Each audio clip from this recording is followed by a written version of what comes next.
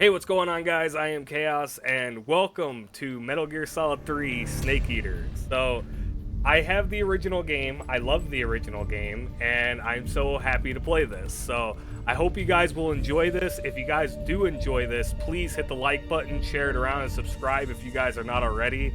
And also, tell me what your favorite part of this game is if you have played it before. And if you've never played it before, tell me that this is your first time, or you know what you're curious about or whatever with this game. But let's get into this, guys, and I'm just so excited.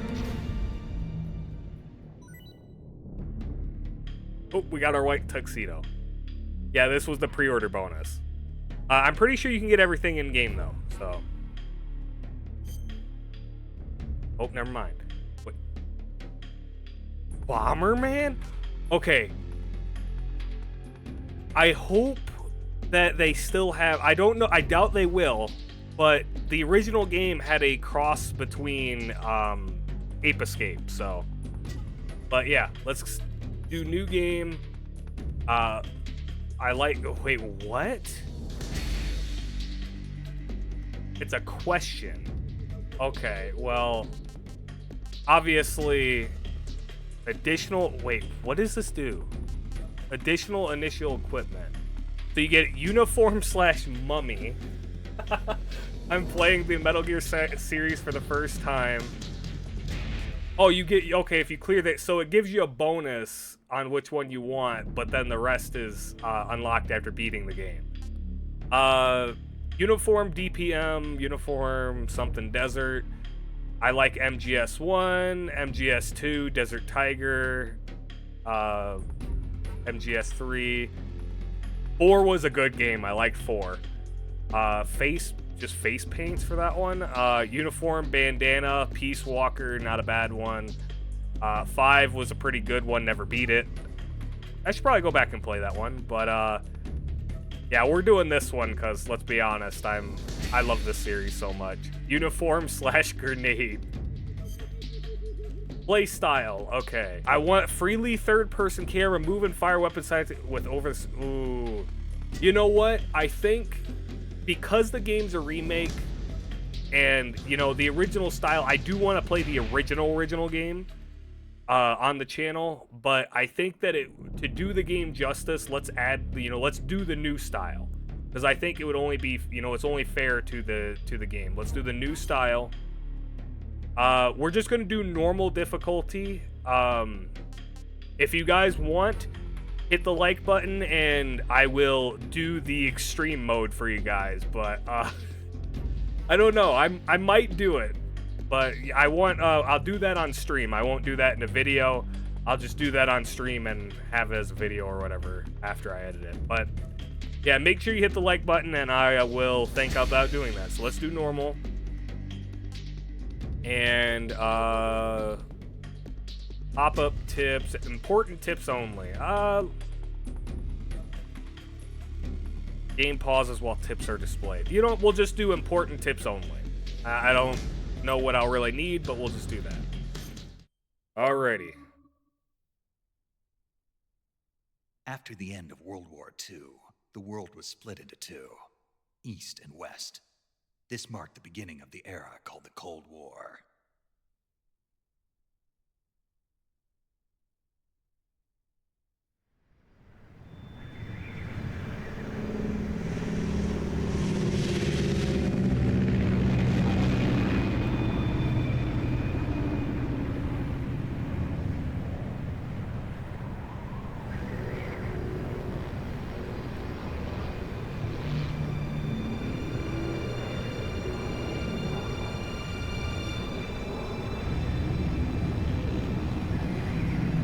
You guys don't know how much goosebumps I have right now.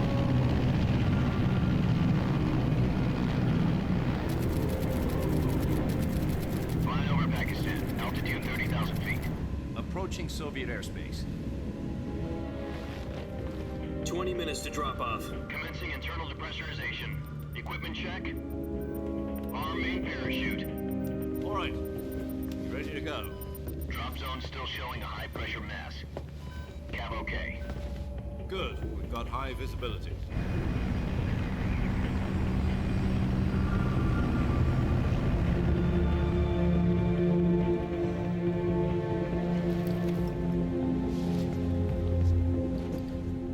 cigar. Connecting oxygen hose to interior connector. Put on your mask.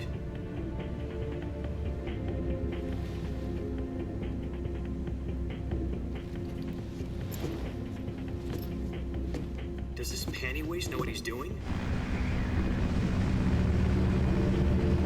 Approaching release point. 10 minutes to drop off. Hey, are you deaf? He said put out the cigar and put on your mask.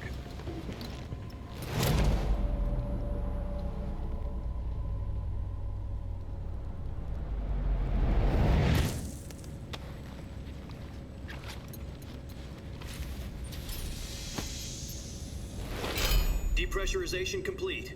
Checking oxygen supply. 6 minutes to drop off. Opening rear hatch.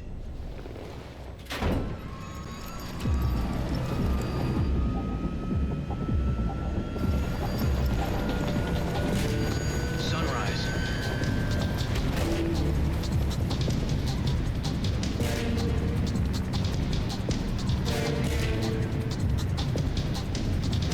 External temperature minus 46 degrees Celsius.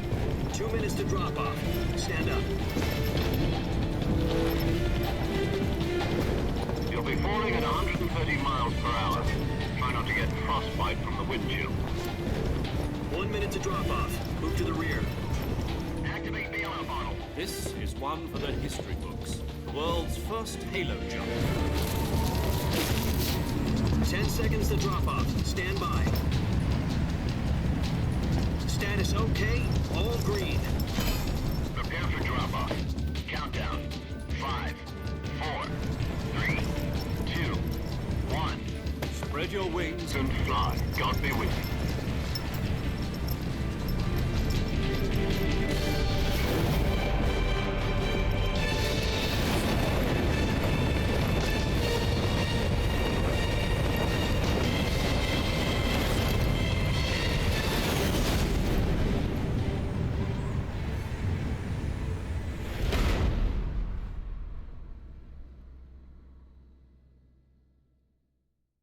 Jack, I've got some important news. The head of the CIA has finally given us the green light for the virtuous mission. Virtual mission? No, the virtuous mission. The future of our Fox unit depends on it. If it succeeds, we'll be officially organized into a unit. Virtuous mission? Sounds like some kind of initiation ritual. You know, don't get cocky. This isn't a training op. Right. So what exactly is this wonderful mission?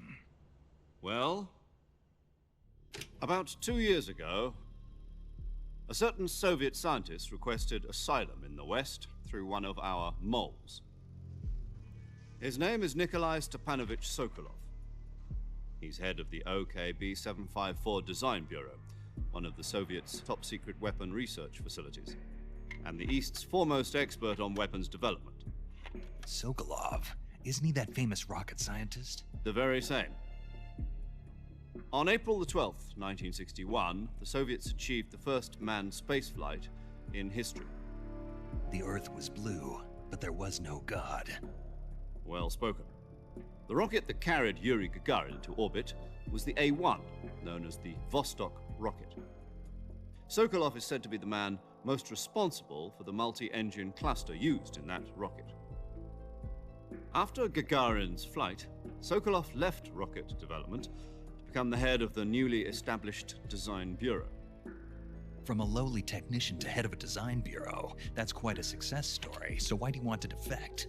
It seems he'd become afraid of his own creations. Afraid? Call it a crisis of conscience. And for that, he left his country and his family behind and went over the fence? Not exactly. One of his conditions was that his family was also to be taken safely to the West. We used a mole to get the family out first and succeeded in sneaking Sokolov over the Berlin Wall shortly afterwards. I was the one who conducted the operation.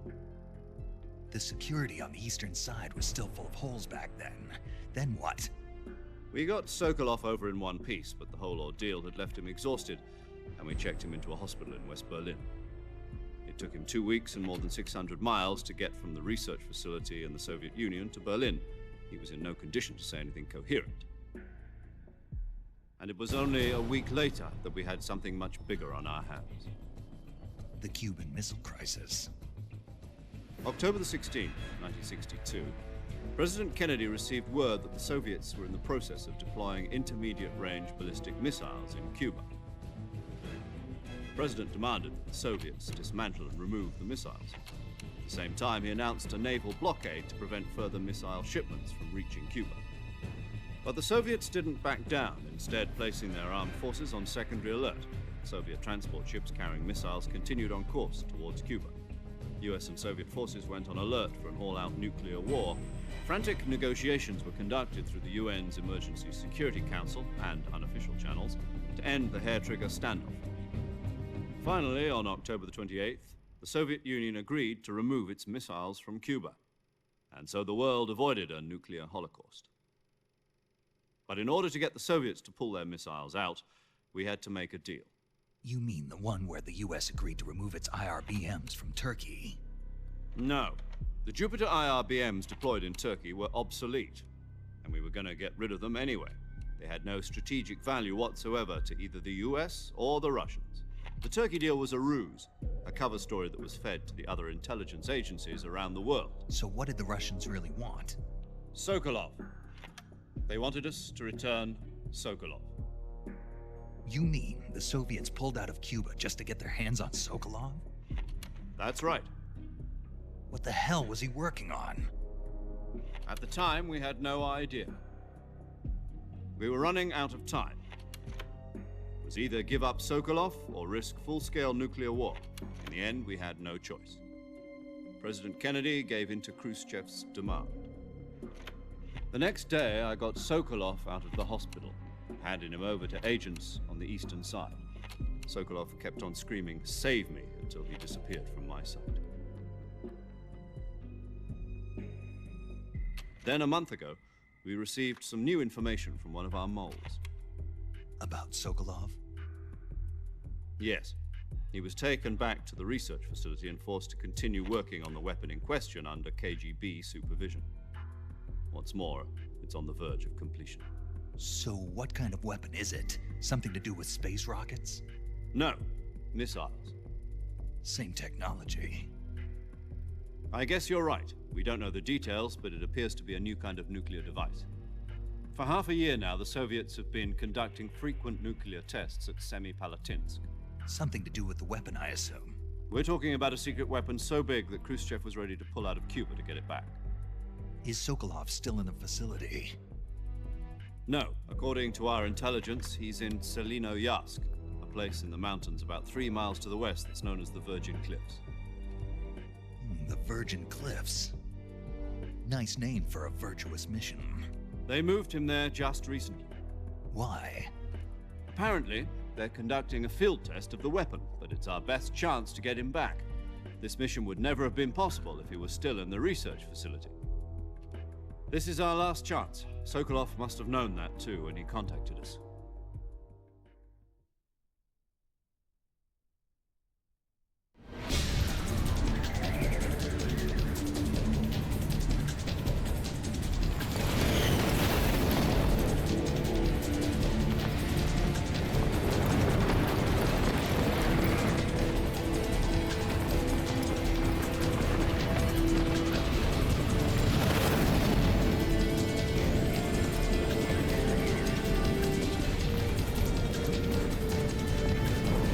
Listen up, Jack.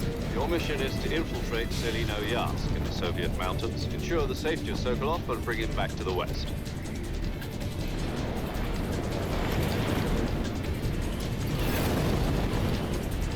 If we don't get Sokolov back before that weapon is complete, we'll be facing a major crisis. The clock is ticking.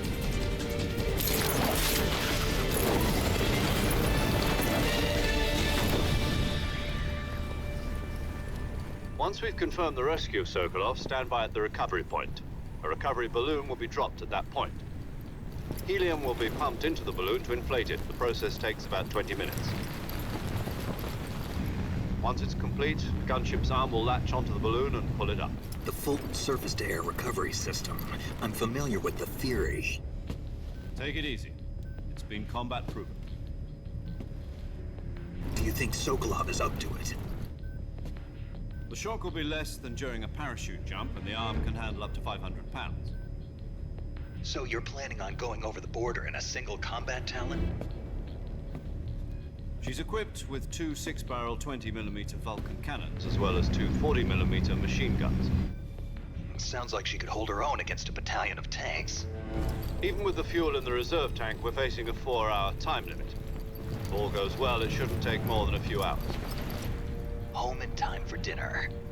But if anything goes wrong, you'll be eating dinner, breakfast, and all the rest of your meals in the jungle.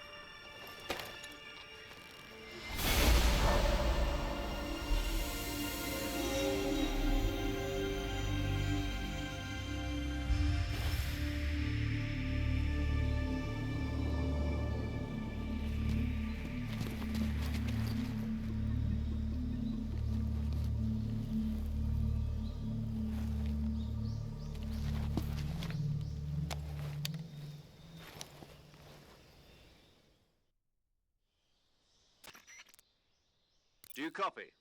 You're already in enemy territory, and somebody might be listening in. From here on out, we'll be using code names to refer to each other. Your code name for this mission will be Naked Snake. I'll be referring to you as Snake from now on. You're not to mention your real name. Snake? Oh, you don't like snakes? What do you mean? You've eaten one before, haven't you? In survival training. I'm glad to hear that.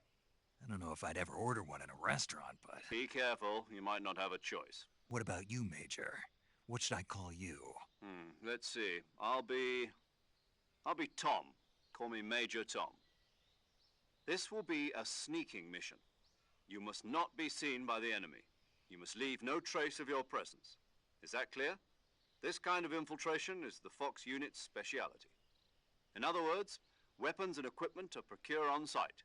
That goes for food as well. You're completely naked, just as your name implies. Great. Now I see why you asked me if I like snakes. I suppose calling me Snake was your idea of a joke, too. No. There's a good reason for that. I'll tell you later when the time is right. Gotcha. Getting back to the subject, how exactly am I supposed to feed myself? You've been issued a knife and a tranquilizer gun. Use them to hunt for food. You'll also find some medical supplies in your backpack. Yeah, about the backpack. I lost it in a tree on the way down. I see. Well, you'd better go back and get it then. You know where it is? No problem. I can see it from here. It's stuck on a branch. To climb a tree, stand in front of a tree that's covered in ivy and press the action button. I'll be monitoring your progress over the radio. We can't risk violating Soviet airspace, but I'll be in the gunship. My frequency is 140.85. I'll give you a call if I need to talk to you. If you need to talk to me, use the send function. Okay, Snake, go get your backpack. Alrighty. Yes, we're in the game. We're already about 20 minutes in, so, yeah, let's see. A crouch button. Oh, wow. Man, when he took off the mask, you don't know how, like, I just had a wave of goosebumps go through my body.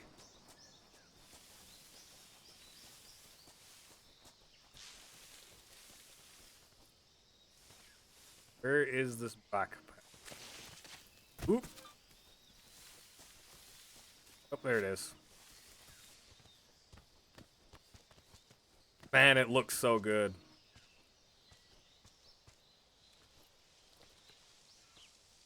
I'm gonna be recording this all day tomorrow.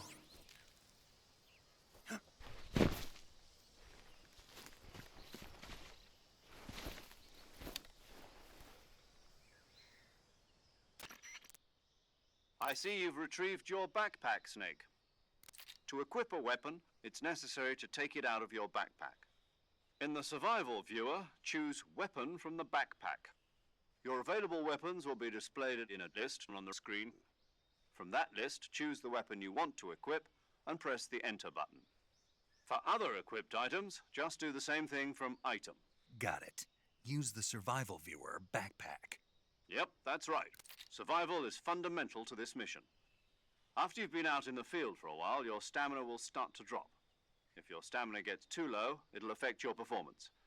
You won't be able to shoot accurately, for example, and your wounds won't heal as smoothly. Keep an eye on your stamina so you don't run out. To recover lost stamina, you can hunt for local flora and fauna. You can use either your tranquilizer gun or your knife to hunt. My only weapon is a Mark 22 Hush Puppy tranquilizer gun? That's right. It's been fitted with its own suppressor. However, the suppressor will deteriorate every time you fire. Once its durability reaches 0, the noise suppression effect will be gone. So don't get too trigger happy with it. The suppressor's durability is shown in the icon. Any weapons and equipment beyond what you're carrying now, you'll have to find as you go. I have to find my own weapons and equipment? Whose crazy idea was this anyway? Solo covert actions are standard Fox operating procedure. You can't leave any traces of your presence. No weapons, equipment, footprints, sweat, or bodily waste. The same goes for bullets and cartridges, too. Your presence in enemy territory is already a violation of international conventions of warfare. There aren't supposed to be any American soldiers in Russia. It could spark an international incident. You can't let anyone see you. You can't let the enemy know you're there. This is a stealth mission. You're a ghost, Snake, in every sense of the word. And there'll be no rescue if you're captured. The military and US government will deny any involvement in the affair. Then I'll just have to take care of myself, huh? I'm afraid so. You've been given a fake death pill for that purpose. SIS guidelines stipulate that soldiers on covert ops like this one be issued a potassium cyanide capsule. Tape it to your body so you can take it when you need to. How generous of you. Use it if you're taken prisoner by the enemy. It'll send you into a state of false death for a short time. Fooling them into thinking that I'm really dead. So how do I come back to life? Just take the revival pill. You mean that thing they put in my tooth before the mission? That's the one. But be careful. If you remain in a state of false death for too long, nothing will be able to bring you back. Remember that. I'll keep it in mind. You said this was a solo mission, right? Right. I guess that means I can't count on any reinforcements. Correct. The mission rests entirely in your hands. A real one-man army. Relax. There's a support team ready to back you up over the radio. Who? I'll introduce them to you. This time, survival is of utmost importance. The first member of the support team will be in charge of monitoring your physical condition, acting as a medic, so to speak, as well as recording your mission data. She's a member of Fox as well, and she's here on the gunship with me. She? Hello, Snake. I'm paramedic. Nice to meet you. Paramedic. As in a medic who comes in by parachute. Aren't you going to tell me your real name? Are you going to tell me yours, Mr. Snake? My name, huh? It's John Doe. And they call you Jack for short. You're a regular Captain Nemo. A name means nothing on the battlefield. After a week, no one has a name. What's your name? Jane Doe. Very funny. I wasn't joking, but I'll tell you my name only if you manage to make it back alive. My frequency is 145.73. She's also in charge of recording your mission data. Whenever you want to save, send a message over the reserved save frequency, 140.96. So saving lets me record my mission data. That's right. It also records the state of your health. Good to know. There's one more person I want to introduce you to, Snake. Huh? Speaking of snakes, you remember the boss, don't you? A legendary soldier and your mentor. Actually, it was the boss that got the DCI's authorization in the first place. She's going to be serving as Fox's mission advisor. Boss is? She also helped me plan this mission. She and I were at SAS together. Jack, is that you? How many years has it been? Boss? That's right. It's me. Talk to me. Let me hear your voice. It's been 5 years, 72 days, and 18 hours. You've lost weight. You can tell just by the sound of my voice. Of course I can. I know all about you. Really? Well, I don't know anything about you. What's that supposed to mean? Why'd you disappear on me all of a sudden? I was on a top-secret mission. You didn't need me anymore. But there were still so many things I wanted you to teach me. No, I taught you everything you needed to know about fighting techniques. I taught you all I could. The rest you needed to learn on your own. Techniques, sure. But what about how to think like a soldier? How to think like a soldier? I can't teach you that. A soldier needs to be strong in spirit, body, and technique. And the only thing you can learn from someone else is technique. In fact, technique doesn't even matter. What's most important is spirit. Spirit and body are like two sides of a single coin. They're the same thing. I can't teach you how to think. You'll just have to figure it out for yourself. Listen to me, Jack. Just because soldiers are on the same side right now doesn't mean they always will be. Having personal feelings about your comrades is one of the worst sins you can commit. Politics determine who you face on the battlefield. And politics are a living thing. They change along with the times. Yesterday's good might be tomorrow's evil. Is that why you abandoned me? No, it had nothing to do with you. I already told you, Jack. I was on a top-secret mission. A soldier has to follow whatever orders he's given. It's not his place to question why. But you're looking for a reason to fight. You're a natural-born fighter, but you're not quite a soldier. A soldier is a political tool, nothing more. That's doubly true if he's a career soldier. Right and wrong have no place in his mission. He has no enemies and no friends. Only the mission. You follow the orders you're given. That's what being a soldier is. I do whatever I have to get the job done. I don't think about politics. That's not the same thing. Sooner or later, your conscience is going to bother you. In the end, you have to choose whether you're going to live as a soldier or just another man with a gun. There's a saying in the Orient, loyalty to the end. Do you know what it means? Being patriotic. It means devoting yourself to your country. I follow the president and the top brass. I'm ready to die for them if necessary. The president and the top brass won't be there forever. Once their terms are up, others will take their place. I follow the will of the leader, no matter who's in charge. People aren't the ones who dictate the missions. Then who does? The times. People's values change over time, and so do the leaders of a country. So there's no such thing as an enemy in absolute terms. The enemies we fight are only enemies in relative terms, constantly changing with the times. As long as we have loyalty to the end, there's no point in believing in anything, even in those we love. And that's the way a soldier's supposed to think? The only thing we can believe in with absolute certainty is the mission, Jack. All right, but do me a favor. What is it? Call me Snake. Snake. Oh, right. Your codename is Snake. It suits you well. That's right. The legendary unit that the boss put together during World War II was a snake.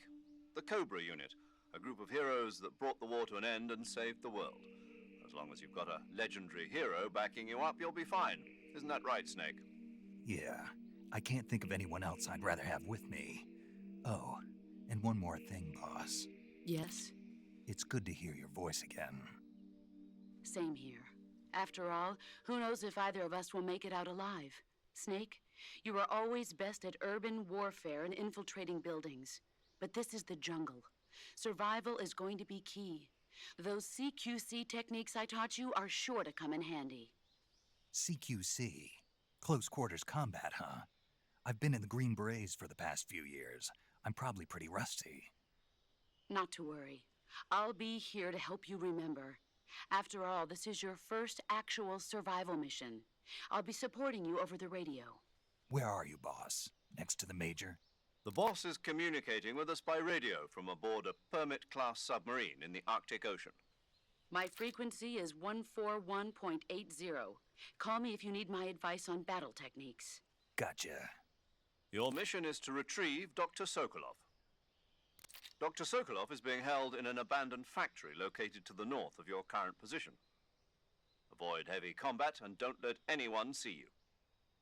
Don't forget that this is a stealth mission.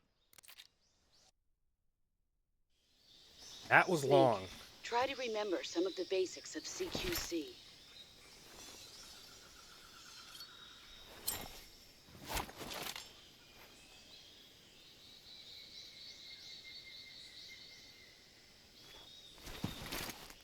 Commencing virtuous mission now.